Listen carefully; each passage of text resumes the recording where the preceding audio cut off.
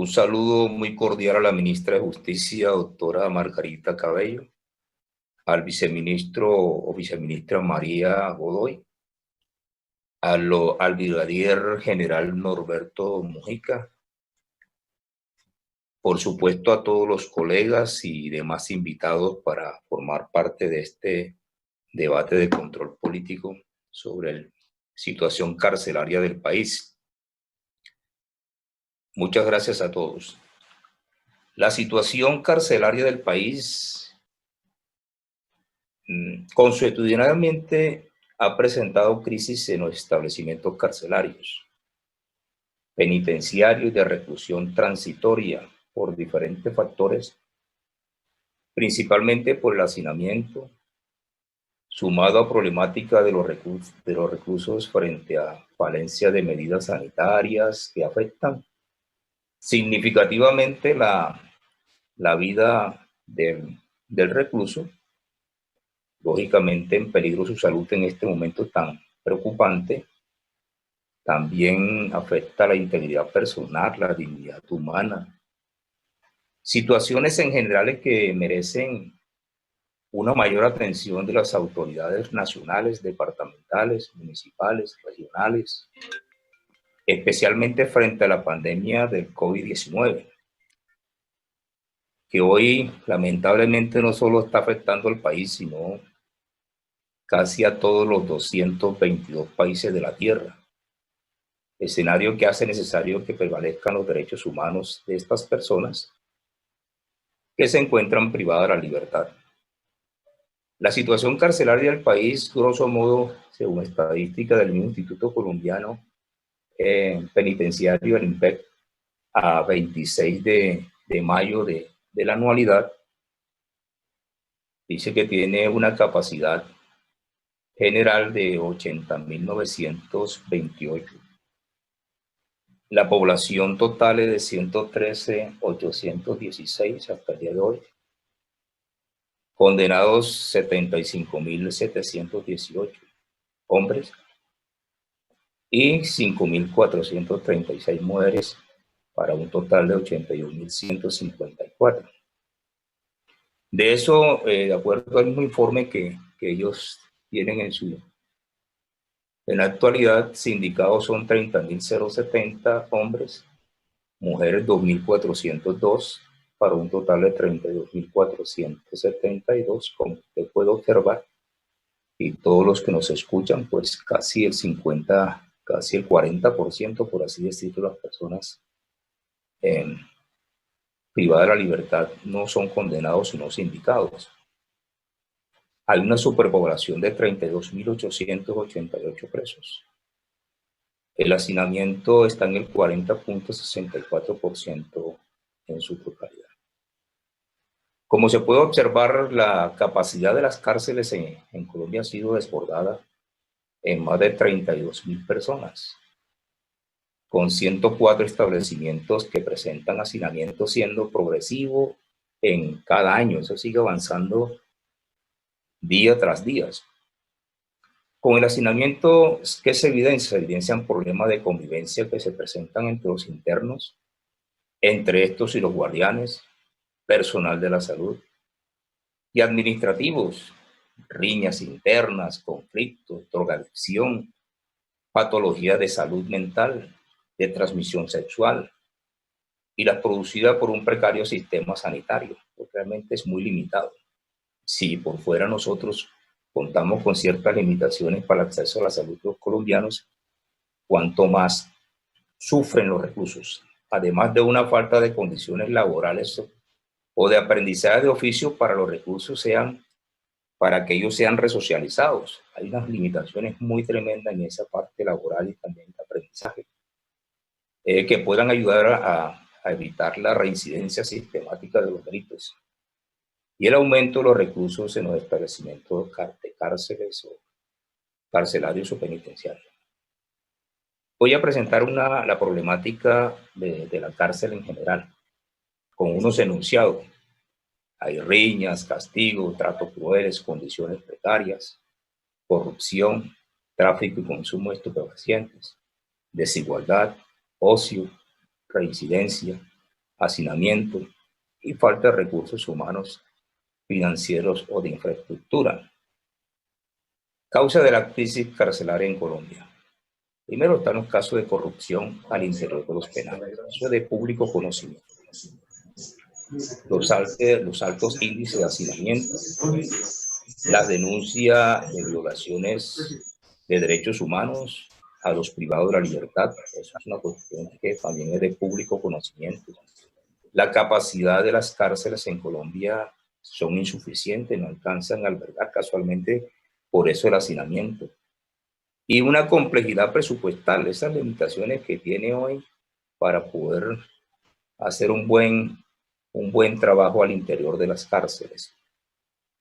Seguimos hablando de las causas de la crisis carcelaria en Colombia. El tráfico y consumo de sustancias psicoactivas, la carencia de un área de tratamiento y desarrollo, que son muy precarias, también carencia del personal idóneo para el área administrativa y cuerpo de custodia y vigilancia, que es tan importante en este momento. Privado de la libertad con trastornos psiquiátricos que conviven en Herones. Entonces, establecimiento de reclusión de orden nacional para especificar mejor. La población condenada y sindicada en los mismos Herones sin separación en clasificación de conformidad con la ley, todos revueltos. Precariedad en la prestación de servicios de alimentación y la corrupción en los contratos. O sea, no solamente es una mala alimentación, sino al mismo tiempo también hay un juego muy complejo, ¿no?, que tiene que ver con las contrataciones para la adquisición de los alimentos que se le suministran a los sindicados y condenados. Y una deficiencia bastante marcada en la prestación del servicio de salud. O sea, medicamentos pocos, no hay insumos, no hay buena atención. Imagínense si esas son las condiciones generales ahora en este momento del COVID-19, las dificultades en que se encuentran los reclusos. Y la necesidad de un diseño de una política criminal que atienda a las necesidades reales del sistema.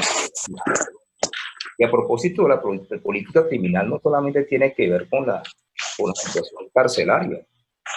La parte política criminal se ve en todas las esferas de la justicia.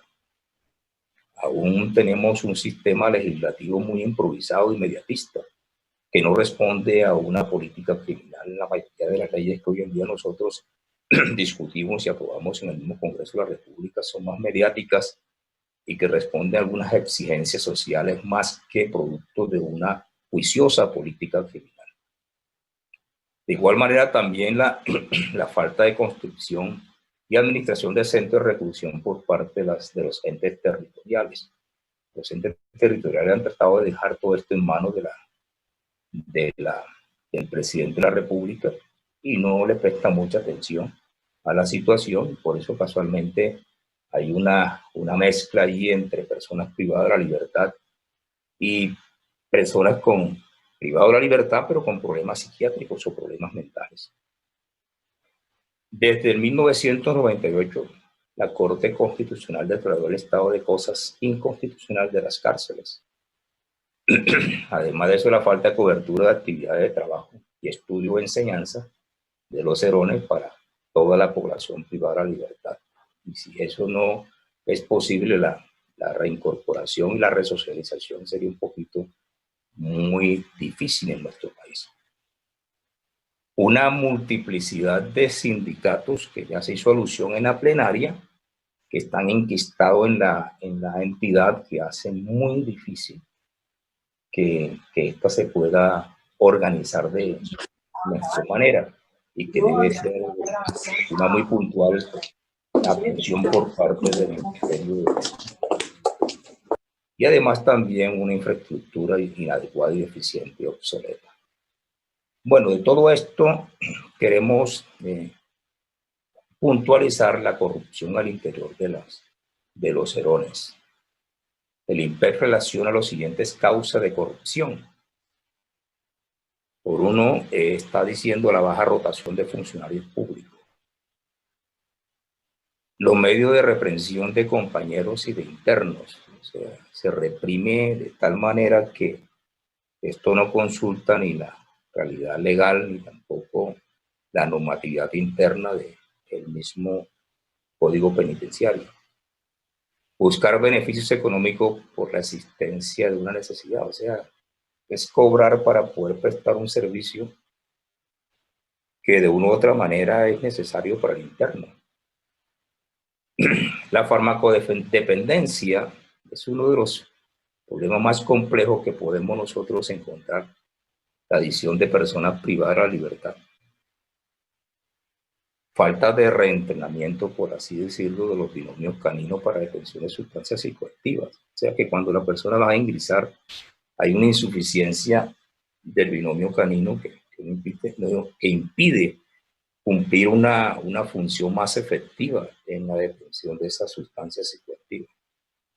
De igual manera, también dentro del marco de la corrupción, el incumplimiento de los procedimientos de requisas establecidas, que no son, por un lado, pueden violar o limitar el ejercicio de los derechos humanos, y la falta de controles efectivos de debilidad y desactualización de los procedimientos establecidos. Se necesita una mayor tecnología.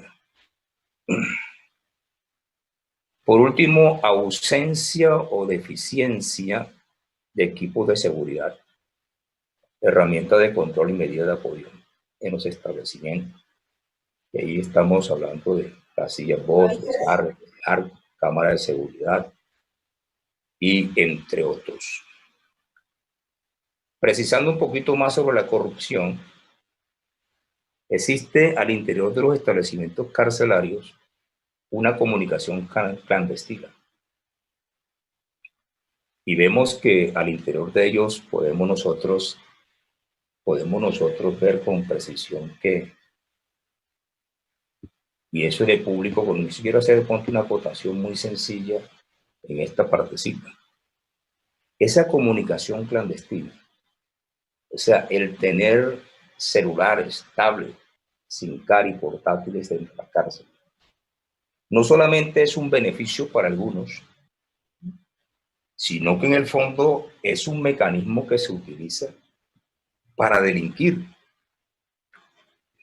Es de público conocimiento que muchos secuestros, extorsiones y situaciones como esas salen desde la cárcel, que allí mismo se concentra, se organiza y se ejecuta, y tienen sus aliados por fuera porque hacen unos grandes contactos para delinquir. Entonces esa parte de la corrupción era más compleja, a veces sale en la publicidad o sale en la prensa y se nos habla a nosotros de las comodidades de algunos reclusos, pero ese es el problema, ese es mínimo, es una cuestión más que todo especulativa. La situación real es que el uso de estos medios de comunicación clandestina, a través de lo que acabo de notar, se fraguan y se consuman muchos delitos. La falta de ética, valores y compromiso institucional por parte de los servidores públicos. Hablo de los contratistas. La ética, mientras no definamos qué entendemos nosotros por ética, es difícil nosotros estar hablando en este momento en un país y reclamar ética a los demás. Cuando lo que es ético para uno no es ético para otro. Pero hay una ética particular del funcionario público que sí debe, o servidor público, que debe tenerse en cuenta en la parte organizacional, aceptación de dádivas. ¿Quién no sabe realmente eso? Hay permisividad dentro del mismo sistema, hay tolerancia, hay complicidad. La cultura del dinero fácil se da en la cárcel con mucha regularidad. Y por último, podríamos decir abuso de autoridad por omisión de denuncia. Se fraguan muchos delitos que al final se quedan dentro de la cárcel. Como dijo una vez Ingrid Betancourt, lo que sucedió en el monte se queda. Aquí es lo que sucede en la cárcel se queda. Amiguismo, nepotismo, clientelismo. Indiferencia frente a las implicaciones de la comisión de delitos al interior de los establecimientos carcelarios. Es un pasar por alto es de pronto ignorar de manera muy deliberada, muy decidida. A su vez también tenemos dentro de la corrupción la falta de sanciones disciplinarias efectivas y oportunas y la creación de un grupo especial de inteligencia de apoyo a la gestión disciplinaria en forma preventiva. Encontramos internos con poder político, con poder financiero al interior de los establecimientos, que permean la institucionalidad, la falta de análisis de contexto estratégico, factores internos, ausencia de análisis por parte de la alta dirección para fijar políticas con base a resultados de la gestión disciplinaria y penal. Ofrecimiento, al final, la corrupción intermural, ofrecimiento de dádivas y dineros a los servidores penitenciarios a cambio de facilitar ingresos de algunos elementos o de algunas personas, porque esas situaciones también se dan. Ahora pasamos al hacinamiento. Creo que sería, pues, brevemente decir que este obedece más que todo a un 40.661% y no es necesario volver a él, siendo que en la introducción dijimos algo al respecto. Pero vamos a hablar de los efectos del hacinamiento en la población carcelaria. Es importante mirar esta situación particular. La Corte Constitucional, en la sentencia T388 del 2013, las consecuencias que produce el hacinamiento no son aceptables, decía la Corte, no solamente por las condiciones insalubres de máxima incomodidad y de irrespeto a la intimidad y la dignidad que conlleva, sino, dice la Corte, sino por la violencia y agresiones que tales condiciones generan. Al respecto, acuñó la sentencia lo siguiente: es claro que el hacinamiento genera, lo que produce, corrupción, extorsión y violencia, con lo cual se comprometen también los derechos a la vida e integridad personal de los internos. En un lugar donde la demanda por una habitación es mucho más alta que la oferta y donde la guardia no está en capacidad de imponer el respeto a las normas establecidas, solo cabe esperar, acuña la Corte, que se imponga la ley del más fuerte con todas sus consecuencias. Mire la complejidad del análisis que tiempo atrás, estamos hablando del 2013, en esta sentencia acuñaba la Corte Constitucional, haciendo alusión a los efectos del hacinamiento en la población carcelaria. Estado de cosa inconstitucional. El estado de cosa inconstitucional, declarado por la Corte Constitucional desde 1998,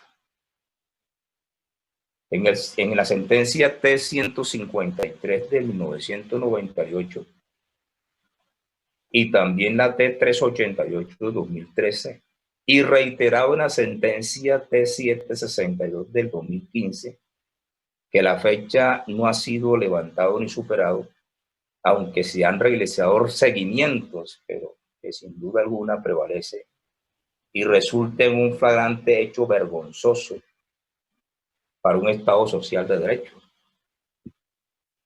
que evidencia una falta de política criminal penitenciaria y carcelaria, como acuñaba al comienzo.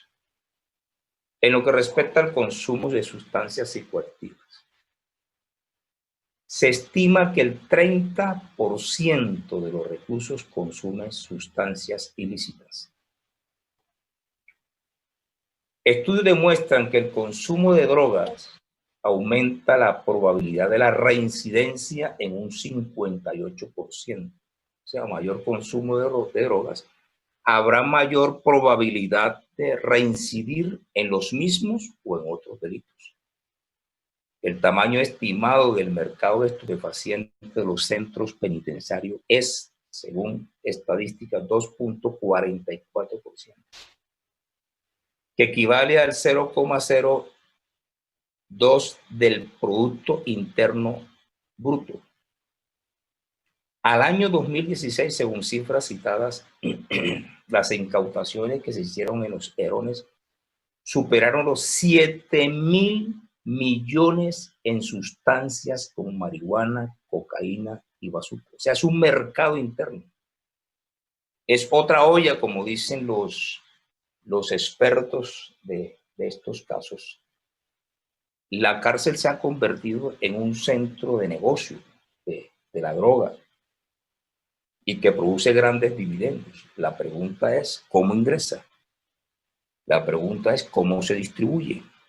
La pregunta es dónde están los controles para que esto no acontezca. Es bastante complicado. Pasamos ahora a la vulneración de los derechos humanos de los privados de la libertad.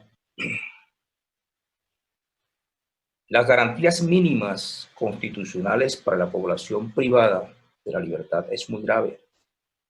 Una evidencia de ello son las 4 sentencias de estado de cosas inconstitucionales en los establecimientos carcelarios y penitenciarios, como la 153 de 98, como la 388 que ya es la de 2015, y la 197 del 2017. A propósito de la vulneración de los derechos humanos, para poder nosotros como simplificarlo, se viola el derecho a la vida y la integridad personal. Pero de hecho, de esto hay muy pocas investigaciones y muy pocas sentencias en nuestro país. Se viola la dignidad humana, por supuesto. Se viola el derecho a la igualdad al interior de los centros de reclusión carcelarios. La salud, ni qué decirlo, y no vamos a hablar solamente del COVID, porque hay una estadística que ya nos mostraron en la plenaria al respecto de cómo se está tratando el tema, pero el problema de salud es un problema bastante complejo al interior de los sistemas carcelarios. Y no podemos esperar nosotros más, cuando más bien en vez de hablarse de dignidad humana, se habla de la indignidad humana del recluso. El mínimo vital, alimentación adecuada y suficiente, eso no es real. Alguien decía que una cuchara de arroz en la cárcel es tan pegajosa que si uno la tira hacia arriba, ella se queda pegada en el aire. Es como si fuera una goma. Deja de ser arroz para convertirse en goma. El trabajo y la educación como elemento de tratamiento penitenciario es un negocio. O sea, no solamente hay poca posibilidad de que esto se haga de manera efectiva y adecuada, orientada a la resocialización del preso, sino que al final es inadecuada y es punto también importante para hacer negociaciones internas y facilitar a algunos previo a algunas dádivas. La familia, lógicamente, hay una desconexión, no solamente por razón de la pena que se le impone al preso, sino también porque se le impide muchas veces por razones muy particulares y reglas internas que están por encima de la ley que no le permiten disfrutar de los familiares que están extramural. La intimidad personal, eso ni que hablarlo, entre muchos otros. Y quisiéramos referirnos también, para puntualizar, la infraestructura. Dentro del tópico de la infraestructura, insuficiencias y carencias que se presentan al interior de celdas que atienden a la dignidad humana, eso es insuficiente.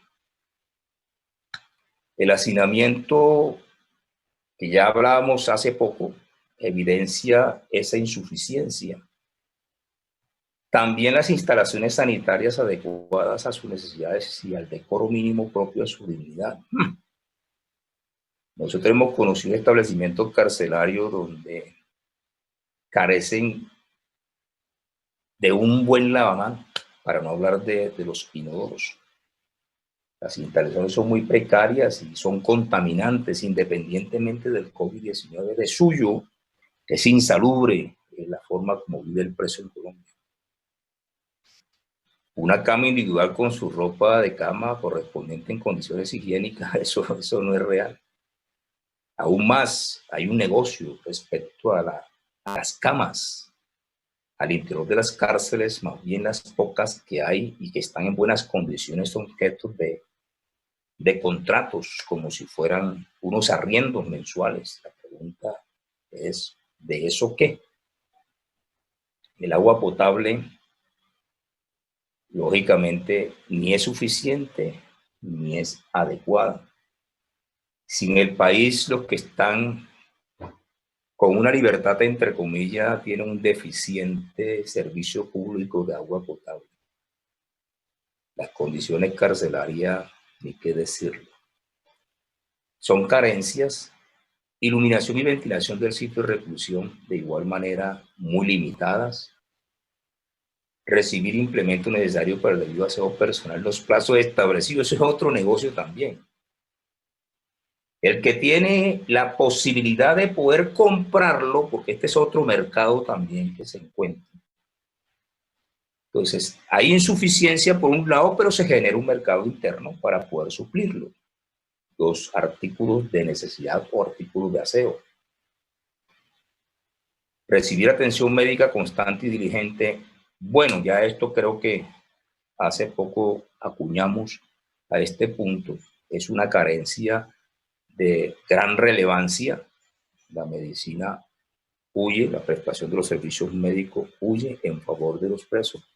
Ya cuando salen de la cárcel es porque o están a punto de morir o que pueden causar problemas de contaminación a otros reclusos, pero es insuficiente, es una gran carencia. El área de sanidad dotada para prestar los servicios de salud en el personal idóneo. Creo que son cosas en todos los erones se deberá atender las reglas mínimas de las Naciones Unidas para el tratamiento de los reclusos.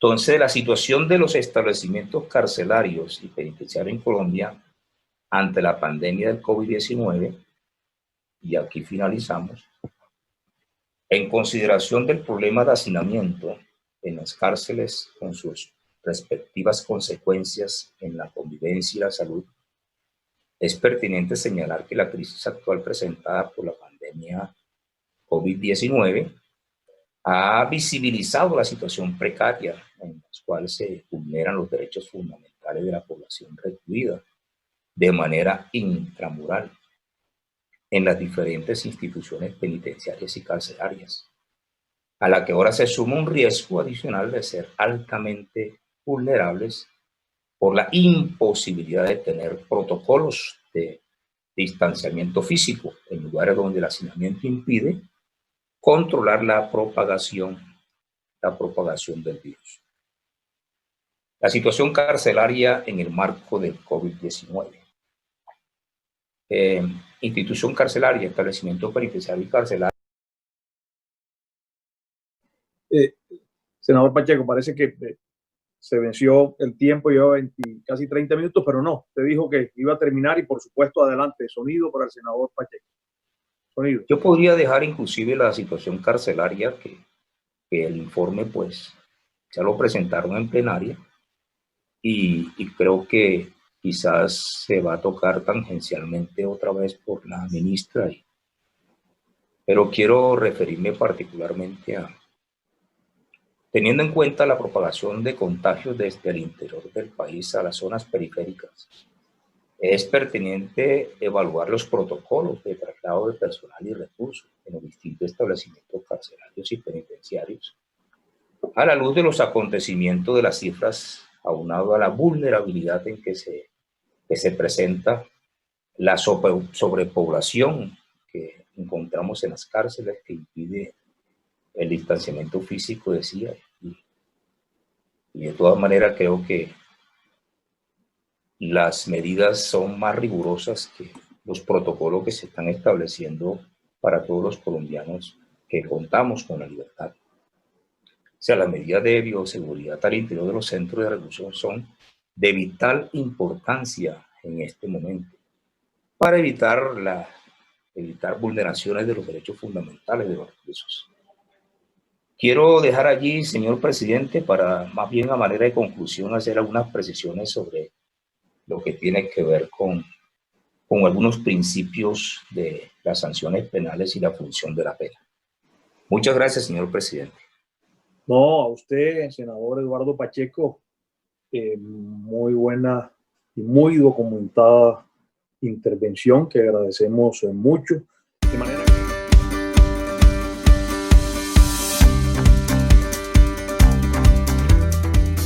gracias a los representantes de la Procuraduría, también de la Defensoría del Pueblo, Ministerio de Salud, y de igual manera a los directores de la cárcel, al brigadier que acaba de anteceder, y especialmente a Joana Bamón, Lácides Hernández, Ricardo Pinzón, que tienen que ver con la confraternidad por sus invaluables aportes, y así también Natalia López, quien acertadamente contribuyó para hacer muy efectivo este debate de control político. Quiero, antes de llegar a la conclusión, que es muy breve, decir que es la primera vez que encontramos nosotros a una persona frente a una cartera, frente a un ministerio, que se combinan varias cualidades. Por un lado, el conocimiento. Por otro lado, la experiencia. Y luego la inteligencia y la sabiduría para sacar adelante esta cartera. Yo pienso que los ojos del país están puestos en este momento en la señora ministra, y en buenas manos ha quedado este ministerio, y creo que lo va a sacar adelante porque ha tomado atenta nota y ha asumido la responsabilidad de así hacerlo. Es paradójico, señora ministra, hablar nosotros de aislamiento en medio del hacinamiento. Es un contrasentido, que hacinados digamos que vamos a aislar. No es fácil combinar esas dos cosas, porque a la verdad es un contrasentido. Es imposible desarrollar dentro de un hacinamiento un aislamiento. Pero bueno, son desafíos, porque el COVID-19 lo que nos dejó fue desafíos y sacó a la luz un sinnúmero de problemas y dificultades en el país, y entre esto, lógicamente, la situación carcelaria. Quiero también acotar que hay un divorcio entre los principios y funciones de la pena. Usted es muy experta en esto. Los principios de las sanciones penales, que son muy propias del juzgador, la imposición de las penas y las medidas de seguridad responden a unos principios que usted muy bien conoce, que es el principio de la necesidad, de la proporcionalidad y de la razonabilidad. Y sobre todo el principio de la necesidad se entenderá en el marco de la prevención y conforme a las instituciones que la desarrollan. Eso, en términos generales, el juzgador tiene en cuenta estos elementos, estos principios particularmente, pero ellos no pueden estar divorciados de la función de la pena. Hablando de la crisis carcelaria, la pena se cumplirá y las funciones de prevención general deben ser retribución justa, prevención especial, reinserción social y protección al condenado. Y creo que es un divorcio que actualmente se encuentra en la justicia en Colombia, que creo que en buena hora, usted estando al frente de ella, puede eliminar las causales de ese divorcio para poder conciliar entre los principios de las sanciones penales y la función de la pena, y sobre todo la prevención especial y la reinserción social, que opera en el momento mismo de la ejecución ya de la pena de prisión, que particularmente corresponde a esto. Entonces, puntualizo diciendo, en el tratamiento penitenciario debe realizarse conforme a la dignidad humana y a las necesidades particulares de la personalidad de cada sujeto, o sea, individualmente considerado como tal. Se verifica a través de la educación, como sabiamente acotaba la psicóloga, la instrucción, el trabajo y actividad cultural, recreativa y deportiva, y las relaciones de la familia, que se encuentra contemplado en el artículo 144 del Código Penitenciario. de manera reiterada la Corte Constitucional en su sentencia declaratoria de ESI y de otros organismos han manifestado que no se cumple el objetivo de tratamiento penitenciario ni la reducción de la reincidencia como resultado del hacinamiento, la falta de recursos humanos, financieros, la infraestructura inadecuada, entre muchos otros. Creo entonces que finalizamos diciendo que llegó el momento donde se va a recomponer los principios que rigen la pena juntamente con las funciones, y usted frente a esa cartera creo que acertadamente lo va a hacer. Y le doy muchas gracias entonces, señora ministra, y de igual manera a usted, señor presidente, y a todos los colegas por su contribución a este debate de control político. Muchas gracias.